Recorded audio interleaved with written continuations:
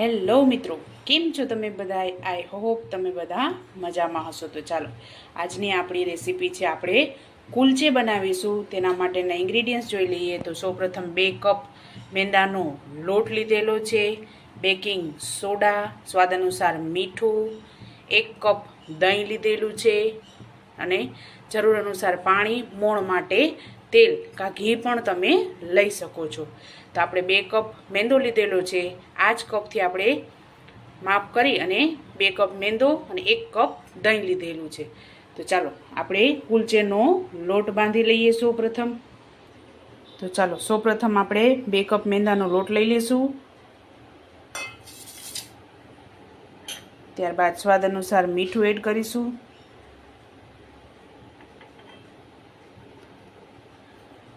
Baking soda 1 teaspoon જેટલું આપણે add કરેલું છે. ત્યારબાદ આપણે થોડું તેલ એડ કરીશું. તો ચાલો આપણે તેલ એડ કરી દીધું છે. આમાં 2 ચમચી તેલ નાખેલું છે. ત્યારબાદ આપણે જરૂર અનુસાર આમાં દહીં એડ કરીશું. 1 કપ દહીં લીધેલું છે, પણ એકી સાથે આપણે આમાં એડ નથી કરી લેવાનું. મેં આ ઘરનું જ દહીં લીધેલું છે. તો મેં આમાં 4 ચમચી દહીં એડ કરેલું છે. જરૂર અનુસાર આપણે દહીં એડ કરતા જઈશું. તો ચાલો આપણે આનો લોટ બાંધી લઈએ. તો ચાલો હજી આપણે દહીં નાખી દઈશું. અડધો કપ મેં નાખ્યું છે, આટલું બચ્યું છે, જે આપણે એડ કરી દઈએ. તો ટોટલ 1 કપ આપણે દહીં લીધેલું છે. પાણી તો આપણે જરૂર લાગશે તો જ એડ કરીશું. લોટ આપણે આનો ઢીલો જ રાખવાનો છે. તો ચાલો આપણો લોટ બંધાઈ ગયો છે. હવે આપણે આમાં થોડુંક તેલ નાખીશું.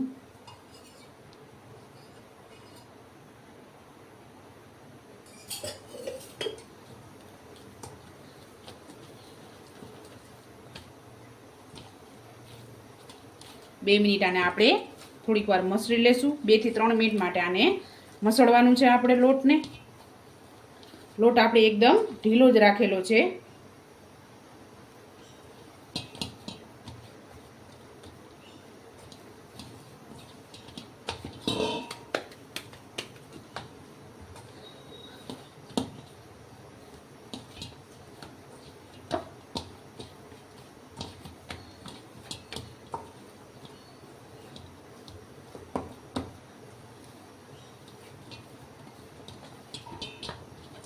તો તમે જોઈ શકો છો, આપણે આ રીતનું લોટ ઢીલો જ રાખવાનો છે અને આને 2 મિનિટ આપણે મસળવાનો છે. તો ચાલો આપણો લોટ રેડી થઈ ગયો છે. હવે આપણે આને 2 કલાક માટે આપણે આને રેસ્ટ આપીશું. ઢાંકણ ઢાંકી અને 2 કલાક બાદ આપણે કુલચા બનાવીશું. તો 2 કલાક આને ઢાંકણ ઢાંકી અને રાખી દઈશું. ત્યારબાદ આપણે આના કુલચા વણીશું. તો ચાલો હવે આને 2 મિનિટ આપણે ઢાંકણ ઢાંકી અને આપણે 2 કલાક માટે આને ઢાંકણ ઢાંકીને રાખી દઈશું. 2 કલાક બાદ આપણે કુલચા વણી લેશું. તો મળીએ 2 કલાક બાદ. ચાલો આપણે એક લુવો લઈ લીધો છે. તો હવે એને આપણે વણી લઈએ અને આપણે જાડો જ વણવાનો છે.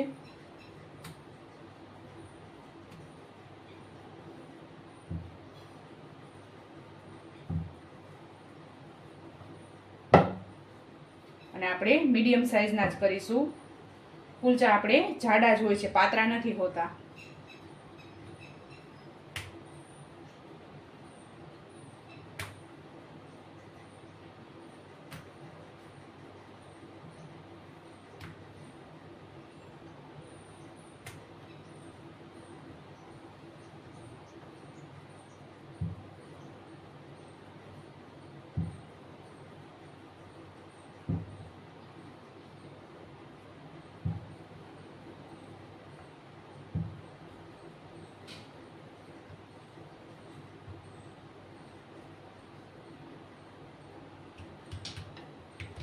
ચાલો આપણે રેડી થઈ ગયું છે. હવે આપણે એમાં ઉપર કોથમરી લગાવીશું. તમારે આમાં કલોંજી ઉપર લગાડવી હોય તો તમે કલોંજી પણ આમાં એડ કરી શકો છો. ત્યારબાદ આપણે ઉપર વેલણું થોડુંક ફેરવીશું, જેથી આપણે ચોટી જાય તેના માટે.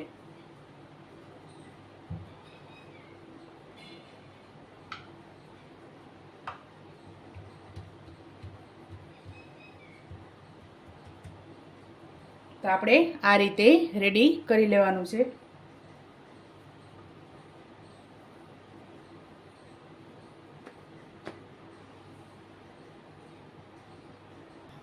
તો ચાલો આપણી તવી ગરમ થઈ ગઈ છે.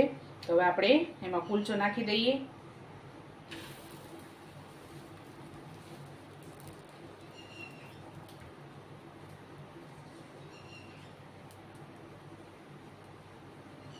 ગેસને આપણે મીડિયમ ગેસ ઉપર જ આને પકાવી લઈશું, કેમ કે જાડું છે એટલે મીડિયમ ગેસ ઉપર રાખશું તો અંદરથી પણ એકદમ ચડી જાય તેના માટે.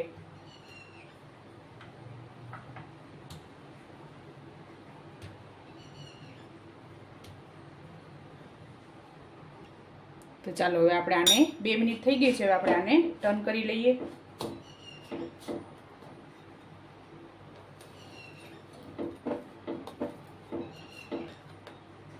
તો 2 મિનિટ આપણે આ સાઈડ ચડવા દેશું. તો આપણે એક મસોતું લઈ અને આને આપણે આ રીતે દબાવવાનું છે, જેથી અંદરથી પણ એકદમ ચડી જાય તેના માટે.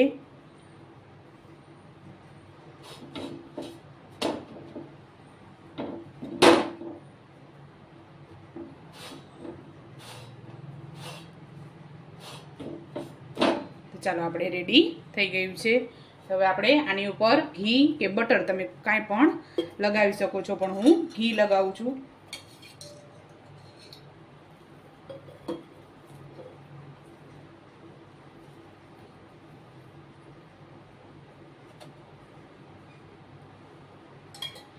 તો ચાલો હવે આપણે એક પ્લેટમાં લઈ લઈએ આને.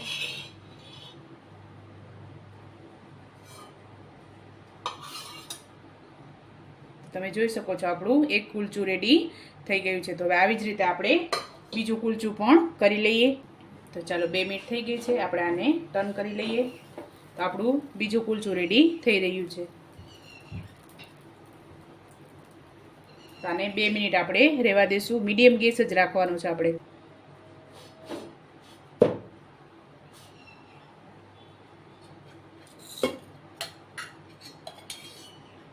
ચાલો ઘી લગાવી દઈએ.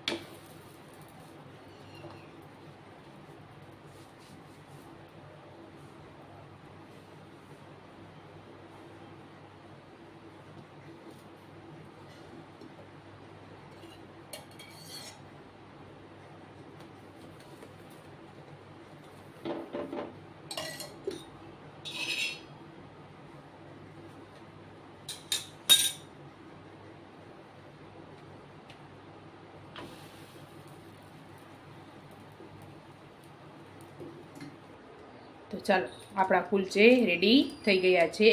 મેં 2 કપમાંથી આપણે 4 કુલચા રેડી થઈ ગયા છે. તો ચાલો મિત્રો, તમે પણ આ રીતે બનાવજો અને મને યાદ કરજો. મારા વિડીયોને લાઇક, શેર અને સબસ્ક્રાઈબ કરવાનું ભૂલતા નહીં. તો ચાલો મળીએ નેક્સ્ટ વિડીયોમાં.